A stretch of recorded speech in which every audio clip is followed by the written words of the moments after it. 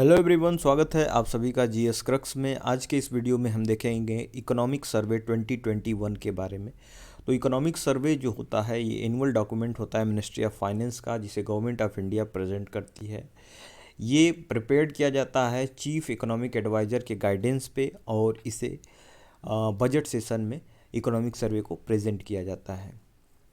इस बार का जो 2021 का थीम था वो था एथिकल वेल्थ क्रिएशन, और ये मेनली 5 ट्रिलियन जो इकोनॉमी है हमारे 2024-25 तक जो बनाने की बात हुई है उस पर बेस्ड है। निर्मला सीतारमन जो है वो इस यूनियन मिनिस्टर ऑफ फाइनेंस, जो कि प्रेजेंट करेंगे इकोनॉमिक सर्वे को इस बार।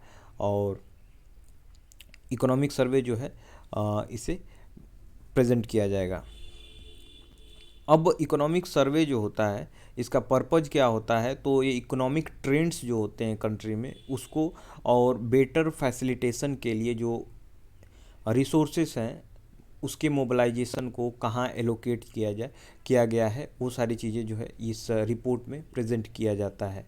पिछले 12 महीने में क्या क्या चीज़ें हुई हैं उस सारी चीज़ों को इकोनॉमिक सर्वे जो है प्रेजेंट करता है।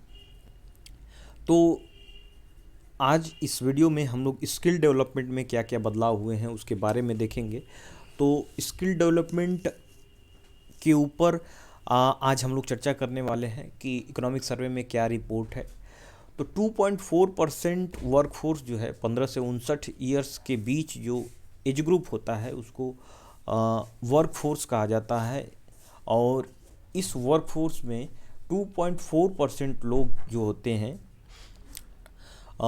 2.4% जो लोग हैं उन लोगों ने स्किल प्राप्त किया है, जो कि रजिस्टर्ड तरीके से अपने स्किल को इम्प्रूव किया है।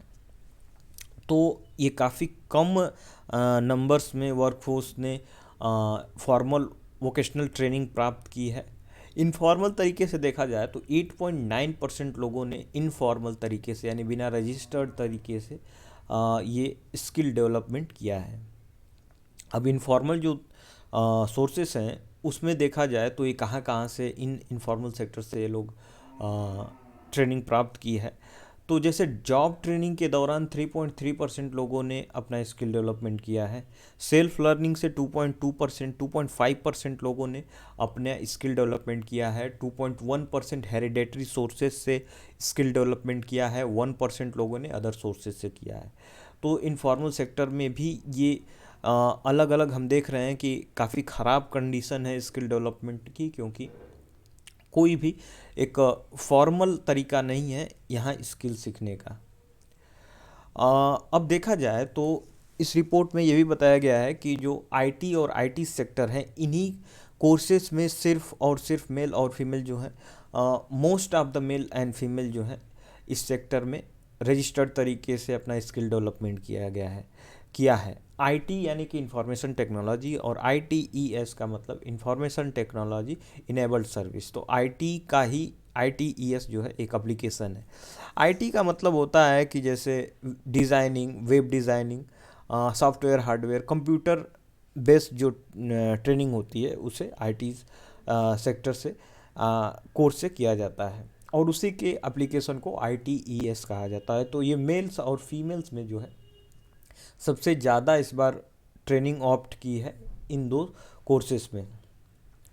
अब यूनिफाइड स्किल रेगुलेटर जो है NCVET, national council for vocational educational training, ये ट्रेनिंग देते हैं स्किल डेवलपमेंट के लिए।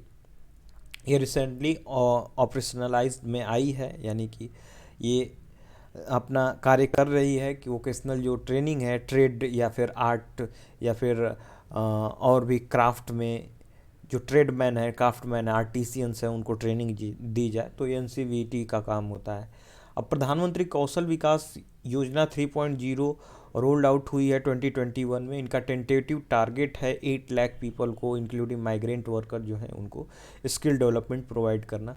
तो ये था इकोनॉमिक सर्वे 2021 में स्किल डेवलपमेंट के ऊपर चर्चाएं हमने की आज के इस वीडियो में। ये जीएस प्रीलिम सेक्शन और जीएस पेपर 3 के स्किल डेवलपमेंट पार्ट में पूछा जा सकता है। तो मिलते हैं अगले वीडियो में कुछ नई चीज़ों के साथ, तब तक के लिए धन्यवाद।